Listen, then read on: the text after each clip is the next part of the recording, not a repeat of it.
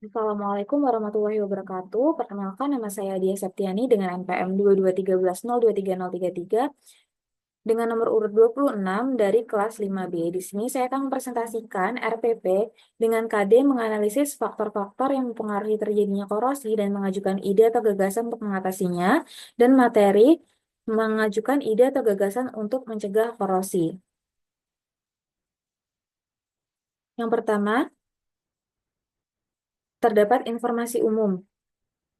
A. Identitas modul. Nama penyusun Dia Septiani, tahun ajaran 2023-2024, mata pelajaran kimia, kelas 12, fase F, materi korosi, alokasi waktu 3 kali 45 menit, 1 kali pertemuan. B. Profil pelajar Pancasila. Dimensi beriman, bertakwa kepada Tuhan Yang Maha Esa dan berakhlak mulia. Elemen akhlak beragama, subelemen mengenal dan mencintai Tuhan Yang Maha Esa. Elemen akhlak kepada manusia, subelemen berempati kepada orang lain. Elemen akhlak kepada alam, subelemen memahami keterhubungan ekosistem bumi. Dimensi bergotong royong, elemen kolaborasi, subelemen kerjasama dan komunikasi untuk mencapai tujuan bersama. Dimensi bernalar kritis, elemen memperoleh dan memproses informasi, subelemen mengajukan pertanyaan, dan mengidentifikasi, mengklarifikasi, dan mengolah informasi dan gagasan. C. Sarana dan prasarana. Yang pertama ada slide proyektor, laptop atau handphone, kemudian ada jaringan internet, lalu ada buku, dan ada LKPD. Target peserta didik. Peserta didik yang menjadi target yaitu peserta didik reguler atau tipikal. Model pembelajaran, rencana pembelajaran yang disusun menggunakan model pembelajaran discovery learning. 2. Kompetensi inti. A. Tujuan pembelajaran. Setelah melalui pembelajaran, diharapkan peserta didik mampu menyadari adanya keteraturan dari sifat hidrokarbon, termokimia, laju reaksi, keseimbangan kimia, larutan, dan koloid sebagai wujud kebesaran Tuhan Yang Maha Esa, dan pengetahuan tentang adanya keteraturan tersebut sebagai hasil pemikiran kreatif manusia yang kebenarannya bersifat tentatif. 2. Menunjukkan perilaku ilmiah, memiliki rasa ingin tahu, disiplin, jujur, objektif, terbuka, mampu membedakan fakta dan opini, ulet, teliti, bertanggung jawab, kritis, kreatif, inovatif, demokratis, dan juga komunikatif dalam melakukan percobaan serta berdiskusi yang diwujudkan dalam sikap sehari-hari. 3. Menunjukkan perilaku kerjasama, santun, toleran, cinta damai, dan peduli lingkungan, serta hemat dalam memanfaatkan sumber daya alam. Keempat, menganalisis faktor-faktor yang mempengaruhi terjadinya korosi dan mengajukan ide atau gagasan untuk mengatasinya. Kelima, mengajukan ide atau gagasan untuk mencegah dan mengatasi terjadinya korosi.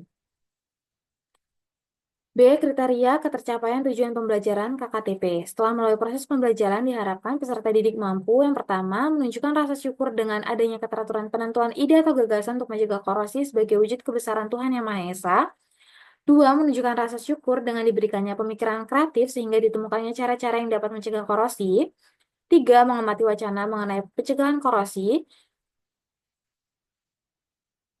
4. Mengidentifikasi informasi yang terdapat dalam wacana. 5. Menunjukkan rasa ingin tahu dengan tanggap bertanya berdasarkan wacana yang diberikan. 6. Mengajukan pertanyaan berdasarkan wacana yang diberikan. 7. Menunjukkan sikap kerjasama dan komunikatif dalam diskusi kelompok mengenai pengerjaan LKPD. 8. Mengamati tabel pencegahan korosi. 9. Mengamati gambar benda yang mengalami korosi. 10. Menunjukkan sikap santun dalam menyampaikan pendapat dan menanggapi pendapat orang lain saat berdiskusi. 11. Menentukan faktor-faktor penyebab korosi pada benda berdasarkan gambar yang telah diamati. 12. Mengidentifikasi cara mencegah korosi yang tepat berdasarkan faktor-faktor penyebab korosi yang telah ditentukan. 13. Menunjukkan sikap kritis dalam menyimpulkan ide atau gagasan untuk mencegah korosi. 14. Menyimpulkan ide atau gagasan untuk mencegah korosi berdasarkan data dan hasil diskusi yang diperoleh. C. Pemahaman bermakna. Ide atau gagasan untuk mencegah korosi dapat ditentukan berdasarkan faktor-faktor penyebab korosinya. D. Pertanyaan pemantik. 1. Apa yang dilakukan untuk melindungi besi dari korosi? 2. Bagaimana ide atau gagasan untuk mencegah terjadinya korosi? E. Kegiatan pembelajaran. Pertemuan 1, 3 kali 45 menit.